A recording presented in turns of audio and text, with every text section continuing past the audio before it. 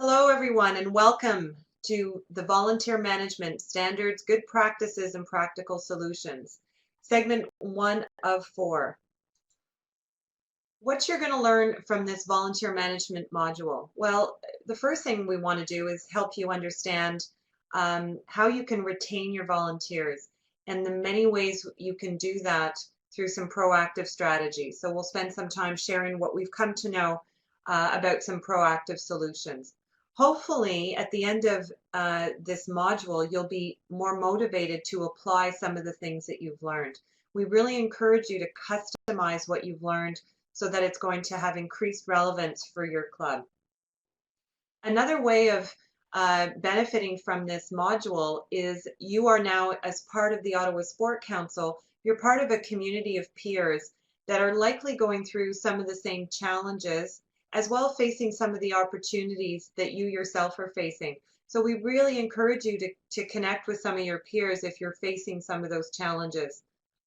And then finally, although lots of the information that we're sharing is primarily focused on board volunteers, quite a few of the points that we're raising and some of the examples we will be sharing are transferable to how you manage all volunteers.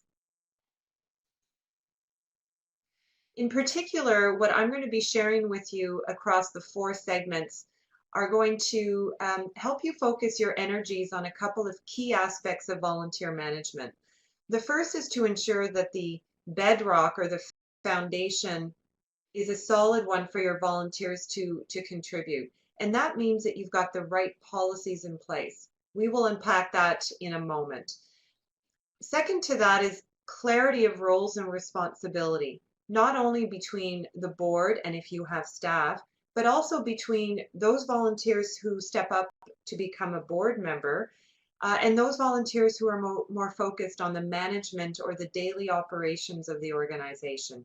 Really, what that helps to ensure is accountability across all levels.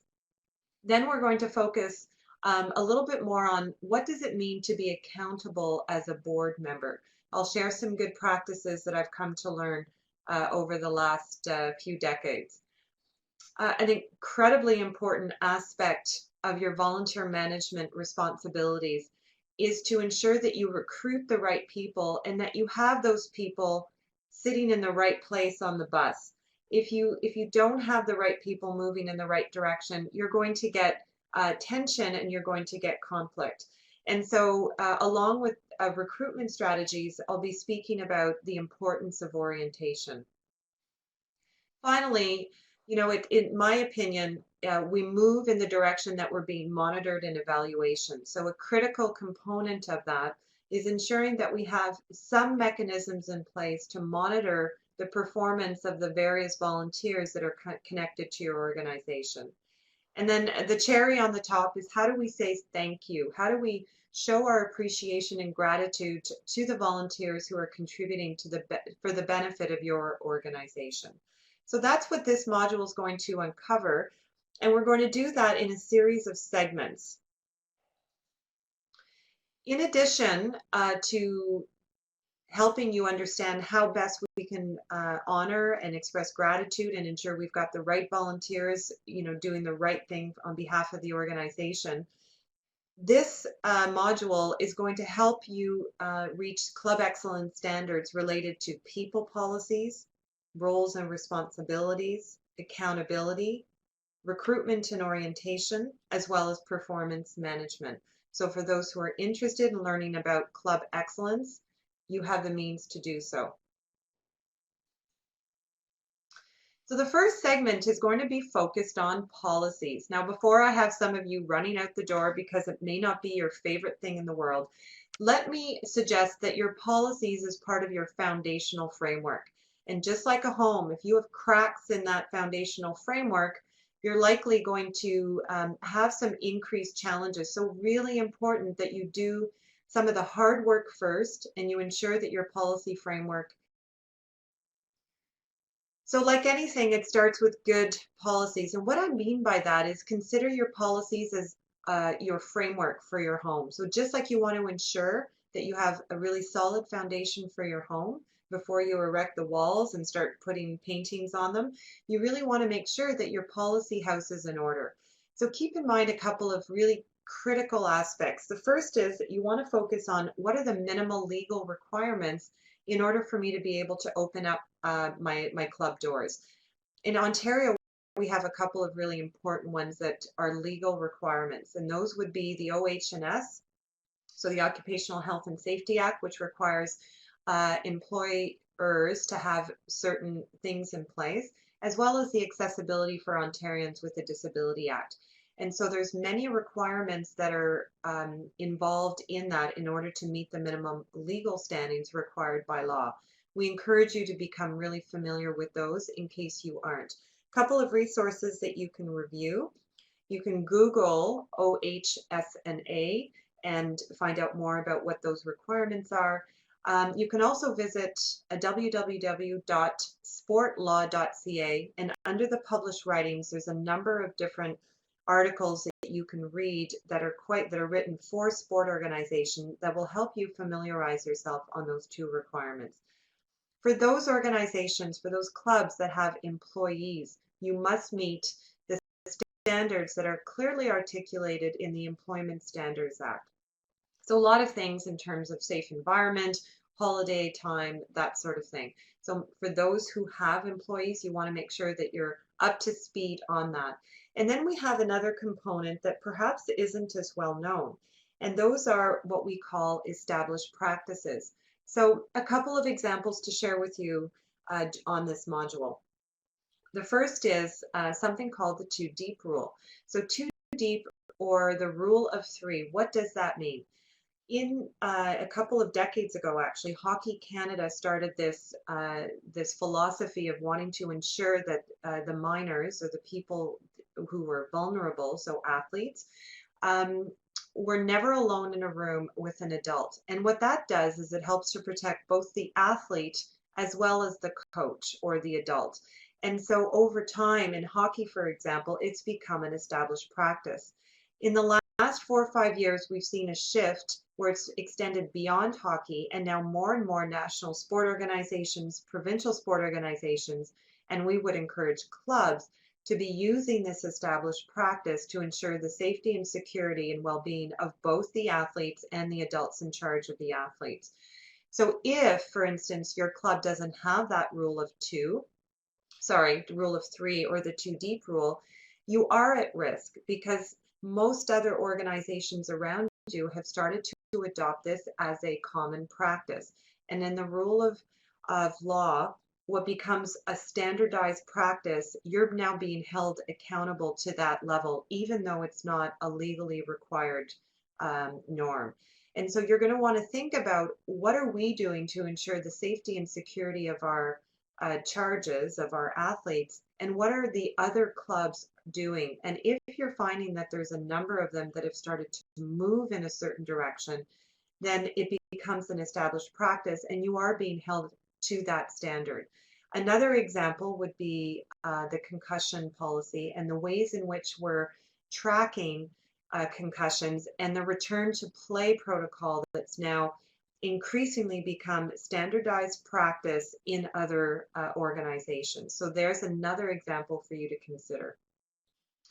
If you have employees, again, I've already mentioned this, you're going to want to ensure that you have all of the required human resource policies, and then some of the things that might be considered nice to have. So you're going to want to ensure that your club, if you are employing people, you're meeting both the legal requirements as well as what we would call good practices. You can't do everything, but what we would suggest is you articulate what are the priority ones that you must have in place, or which ones do we need to review, and then start your list going from a priority, high priority, down to lower priority. Really critical to have your board approve all the policies and keep track of when they were last reviewed. When I first started out working in sport, a policy might stand the test of time. 7 to 10 years, they were probably applicable. In today's world, where things are moving so quickly, we are now recommending to our clients that they do a policy review every year. And so, before you start running for the hills, just keep in mind again that this is part of your foundational framework. What we tend to see is when organizations have a good approach to their policy, they review them periodically, they adapt them based on, what's unfolding. We tend to see a higher performance, lower complaints. So keep in mind that the effort you put into ensuring that you have really good policies will hopefully minimize the amount of time you're having to spend putting out fires. The other thing you're going to want to think about is policies are really just the first step to sharing with people what you are promising to deliver against. Your implementation plan is really crucial. Those are the steps that you're going to take to ensure that that policy extends beyond the paper into daily practice. So an example there would be a complaints policy. If you have a complaints policy that articulates what are the steps that people have to take if they have a complaint, it's not going to do your members any good if they're not aware of it. So you're going to want to have your policy clearly communicated on your website so you have a complaint. And then they understand what are the steps that we need to take. And so the other then layer is, well, who are the people that are going to deal with that complaint? You want to have all of these things worked out before you share your policy. And the same would be true for any of the other policies that you have as an organization. I've already spoken about the importance of making sure that you're updating your policy. And as part of that updating, what I would recommend is that you review to ensure that your club is adhering to those policies as well. How well are we doing with respect to our progress against this policy? So just to ensure we're on the same page, there's different levels of policy. So there are framework policies, and those would be the written statements of your vision, values, mission of the organization. So if you haven't articulated who we are, where are we heading, and what are the values, what are the belief statements that bring us together as people towards a common purpose, I encourage you to do that. Really healthy as part of connecting people towards that common purpose of the organization. As well, it's entrenched in your legal documents like your bylaws and your constitution.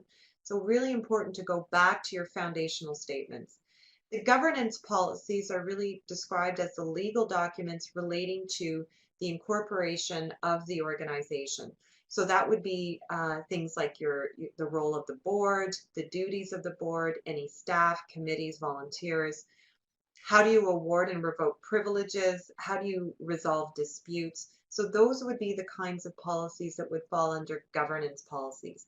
And then finally, operational policies are the things that help to describe the organization's commitment related to programs, people, so the personnel, finances, and communication. So maybe that's a different way of organizing your policies than you're used to. We find it really helpful to organize them that way. So framework policies. So I've already spoken about mission, vision, and values. Typically, when you're doing a form of planning, it's really helpful to go back to your mission statement, your vision statement, and your values. And often, after 4 or 5 years, things may have changed. While these are the glue that connects the organization, we do suggest that you review them and that you know them. You should know these the way you know your phone number. So really important to have this in you when you're making decisions on behalf of the organization. It will help you prioritize. It will help you engage your members in a conversation about what's important to the future of the organization. Governing policies. So the ones that we have here are ways in which you can ensure that you've got the most important policies in place. The one on the left side of the screen, or in red, are the ones that we would say are uber important. You really must have these in place, and these need to be looked at every year. I've also articulated for our Ontario friends which ones are legally required. And then the ones on the right side, equally important, but if we're scaling this, we would suggest that you have those in place for sure.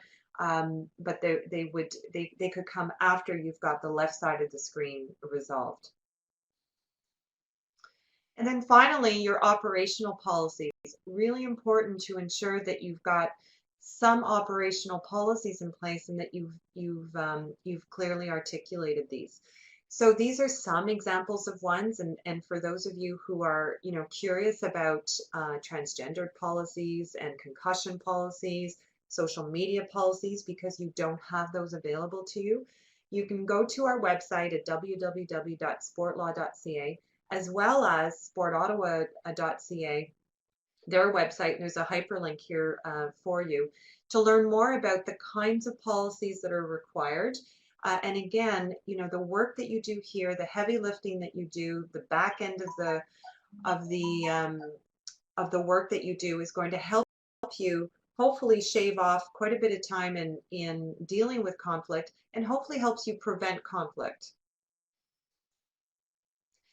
So that's it when it comes to policy development. This concludes segment 1 of volunteer management, standards, good practices, and practical solutions. If you're interested in continuing to learn about volunteer management, I encourage you to join us for segment 2, roles and responsibilities and accountability.